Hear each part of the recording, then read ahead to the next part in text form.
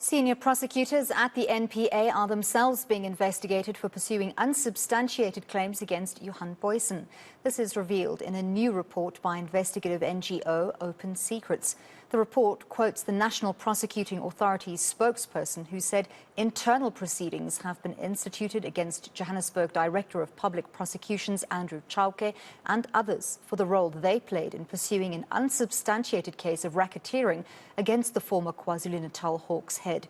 Open Secrets is calling for those being investigated to be placed on precautionary suspension while the investigation is concluded. Let's find out more from Open Secrets' Raisa Patha. Raisa, you conducted the research for this recent report. How advanced is this investigation by the NPA into its own prosecutors? Well, the NPA has been saying that the investigation is at an advanced stage since the end of last year. So we don't actually have clarity as to when this investigation will conclude. But as you rightly point out, we do believe that these prosecutors need to be placed on precautionary suspension pending the outcome of this investigation. So is this investigation particularly pertaining only to the case involving the former KZN Hawks head Johan Booysen, or are there other investigations or cases that fell under the ambit of the NPA that also play a part in the investigation into some of these prosecutors? So in terms of Andrew Chauke, the NPA did say that it could not respond in detail to question around Chauke's role in the delayed prosecution of former Gauteng MEC for Health, Brian Hlongwa, because this case is also subject to internal proceedings at the NPA. The NPA didn't exactly say that this means that Chauke is being investigated for the Hlongwa case. The only investigation the NPA did confirm is the prosecutorial conduct in the Booysen matter. In that matter, NPA heads of that time, Shaun Abrams and Nomgcobo Jiba, played a significant role in bringing those charges.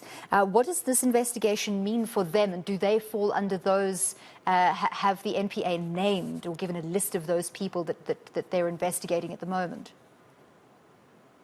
No, and this is a great question. So the NPA has already investigated Nomgcobo Jiba and Shaun Abrams' decisions to authorize the racketeering prosecution against Booysen and other Hawks police officers in that racketeering case.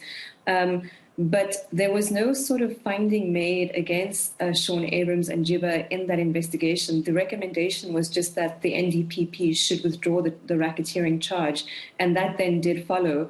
But in terms of any sort of consequence that Jiba or Abrams should face, the NPA made no recommendations in terms of that. And have any of the others in this investigation been named clearly apart from Andrew Chauke? So according to the NPA spokesperson, every prosecutor who worked on this case is under investigation. So we understand that people, for example, like Silo Mayema, who is the deputy head of prosecutions in the Northwest, may also be under investigation. When we put questions to Mayema, he would not confirm this. But according to Bulelwa Makeke, all the prosecutors on that case are under investigation. It's also worth noting that they all still retain their positions within the NPA, except for those who have since retired. So in your report, you allude to the fact that there's a history of political interference within the NPA. So what does this investigation into its own members say about the health and the state of the NPA at the moment? Well, I mean, that's exactly our concern. In the Jiba and Abrams years, the NPA suffered political interference. We know this because of the cases that were undertaken at that time. For example, the SARS Rogue Unit, the Booysen case. These are all people who were prosecuted and who were investigating corruption allegations that were at the heart of state capture. So it's concerning to us that the prosecutors who led these cases and who ultimately led delays in state capture prosecutions that could have been done years ago remain employed. And what we are saying is that in order for the NPA to reform, it must first hold its own to account and show that it can employ competent and reliable and trustworthy prosecutors. In the same report, you also say that there is a number of positions within the NPA that is still vacant, that haven't been filled, that there is not the capacity within the NPA to properly do its job and fulfill its mandate. So should these people that are under investigation be placed on precautionary suspension, that would pretty much decimate a large number of the prosecutors there. What do you think would the impact be on the ability of the NPA to continue doing its work? Well, I mean, the hope is that the NPA will be able to retain prosecutors who can investigate high-profile corruption cases and prosecute them appropriately. What we're seeing at the moment is that the NDPP, Shamila Batoy, and the management of the NPA have said that they lack those skills at the moment. So we want the NPA to employ prosecutors who have those skills on the one hand, and we also want the NPA to root out the prosecutors who are responsible for dubious prosecutions earlier, so that hopefully more credible and more competent prosecutors will be attracted to this public body and begin work on these high-profile cases. You also mentioned that they're struggling specifically to prosecute financial crimes involving high levels of corruption. And that's something that's quite staggering in the country at the moment. We see a lot of investigations instituted into corruption, but we're not seeing the kind of results that we would want to. Do you think that's at the heart of the problem? Absolutely. Like we say in our report, the Guptas landed their jets in Waterkloof 9 years ago, and we still don't have a single conviction for a state capture crime. The new NPA management has been in office since 2018. It is now almost 4 years since they've been there, and we've yet to see even a small case of fraud be prosecuted successfully to a conviction. So it is concerning, and we're hoping that if the NPA can clean up its own offices, we may see more state capture cases move forward. That's certainly a lot of work to be done.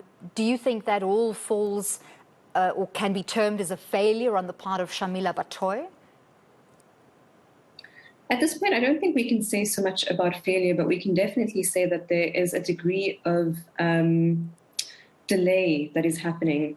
I think it's too early to say outright that this has been a failure. I think that the NPA management is trying its best to prosecute state capture crimes. It's definitely on the NPA's agenda. But what is unexplainable is, for example, the delay to prosecute, or the delay rather to investigate these prosecutors, when Batoy said already in 2019 that the NPA is aware that there were prosecutors, quote, who have been accused of aiding and abetting state capture within the prosecutorial authority. So if the NPA management was aware of this in 2019, then why are these prosecutors still employed at the NPA in 2022? Why are they only still under investigation? These are the types of delays that are concerning. Well, thank you very much. Certainly very concerning. We will keep an eye on that. As you say, that investigation at an advanced stage, no word yet on exactly when an outcome is expected. Thank you very much. That was Raisa Pata from Open Secrets talking to us about an investigation by the NPA into some of its own prosecutors.